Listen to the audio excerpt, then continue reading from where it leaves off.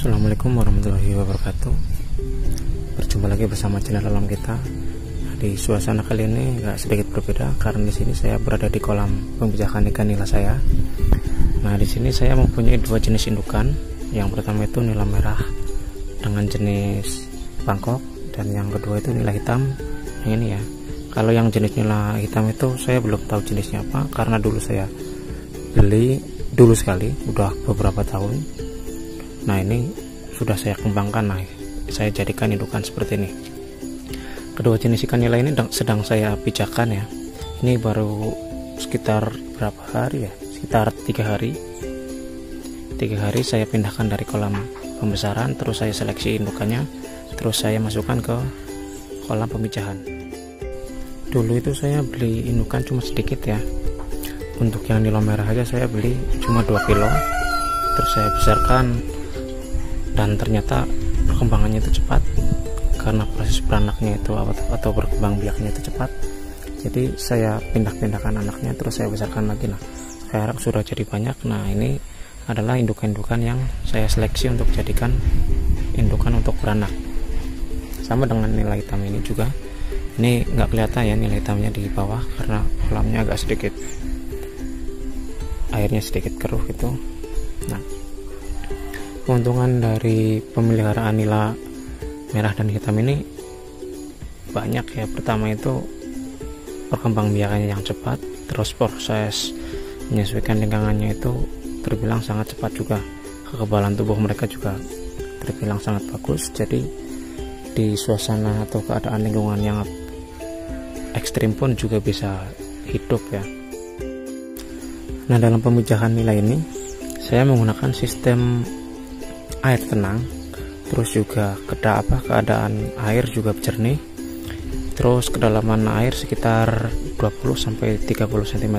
Jangan terlalu dalam ya karena nanti akan sangat susah. Terus juga kenapa air harus diam atau enggak ada aliran air masuk itu karena supaya proses dalam perkembangbiakannya itu cepat. Apalagi ketika airnya juga keruh, itu juga sangat kurang bagus karena akan menghambat perkembangbiakannya. Nah, itu nila merahnya itu ya. Untuk perbandingan jantan dan betina itu saya gunakan 5:1, 5 betina 1 jantan. Itu sudah cukup. Itu malahan udah terlalu banyak betinanya ya. Biasanya kalau orang-orang tuh gunakan 1:3 gitu. Tapi kalau saya itu akan itu biar maksimal di kolam, jadi jangan terlalu banyak jantan tapi dimaksimalkan untuk yang betina. Seringkali timbul pertanyaan dari teman-teman semua itu biasanya bertanya gini, apakah dalam pemijahan ikan nila itu masih diberi bahan pakan atau cuma didiamkan saja? Kalau menurut saya ikan nila itu juga masih butuh pakan dalam proses pemijahan.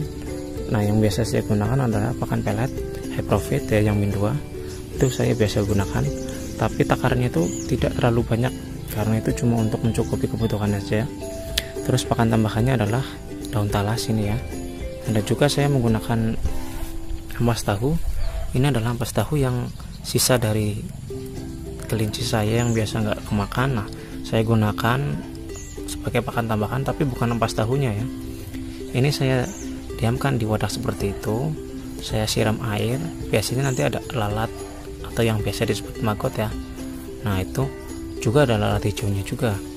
Ini akan sedikit bau karena ada lalat hijaunya, tapi itu tidak masalah karena akan terurai cepat karena sinar matahari. Nah, biasanya maggot itu tumbuh di situ.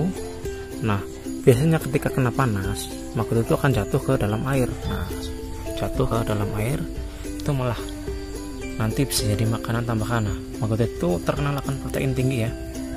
Kalian juga bisa sudah tahu karena maggot itu terkenal akan proteinnya yang tinggi. Nah, itu juga akan menjadi nutrisi tambahan dari maggot tersebut untuk indukan ikan nila. Nah, karena nutrisinya tercukupi dan tinggi, jadi untuk proses perkembangan biaknya pun lancar ataupun bisa maksimal gitu karena tidak kekurangan pakan. Nah, biasanya kalau misalkan kayak ada orang yang pemijahannya itu berkala atau diatur sedemikian rupa yang seperti ini, biasanya sekali pemijahan 14 hari biasanya, 2 minggu, nanti diangkat indukannya, dikarantina lagi, nanti diganti dengan indukan yang baru. Tapi di tempat saya itu enggak. Di tempat saya itu indukan tetap di kolam ini sampai beberapa bulan kemudian. Nah, nanti kita ganti lagi. Kita tidak sama dengan mereka-mereka yang menggunakan sistem gali lubang tutup lubang, itu istilahnya seperti itu. Kayak indukan yang dipecahkan terus sudah beranak, diangkat, nanti diganti indukan yang siap lagi. Tapi di tempat saya tidak, karena indukan di tempat saya masih terbatas jumlahnya, jadi belum bisa menggunakan sistem yang seperti itu. Pemijahan tersebut, kalian juga harus menyiapkan kolam yang siap menampung untuk anakannya.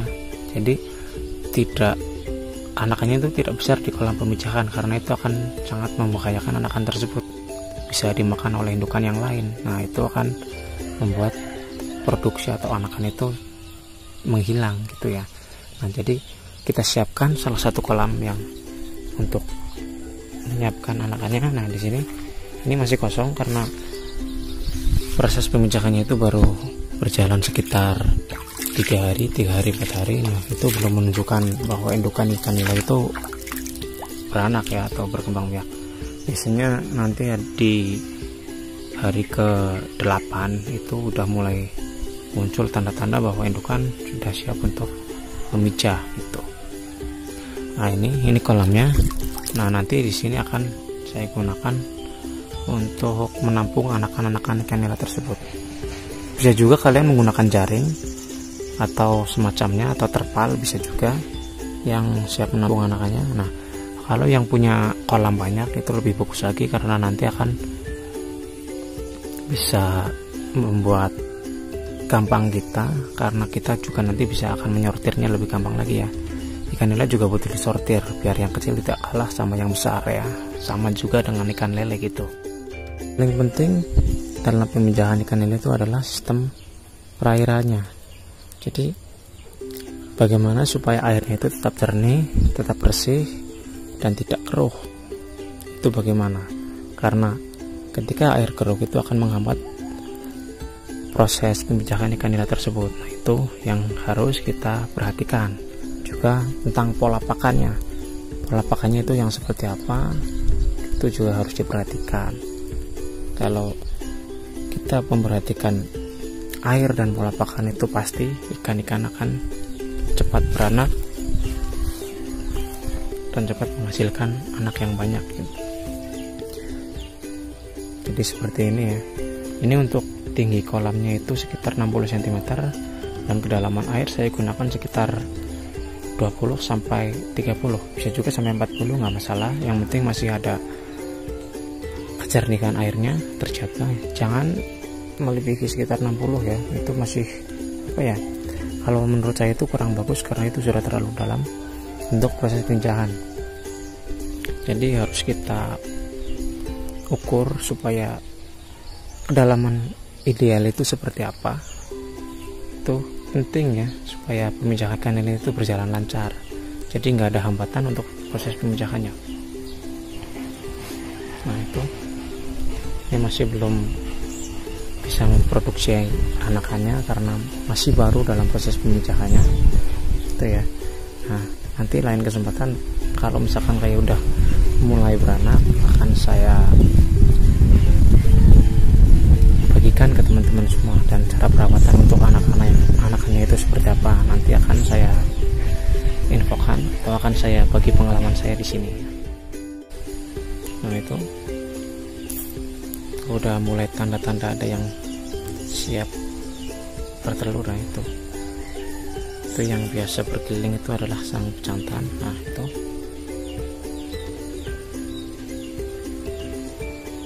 sekian dulu dari saya. Semoga video ini bisa bermanfaat bagi teman-teman semua. Jangan lupa like, comment, subscribe, dan share supaya video ini bisa menambah wawasan bagi teman-teman semua. Assalamualaikum warahmatullahi wabarakatuh.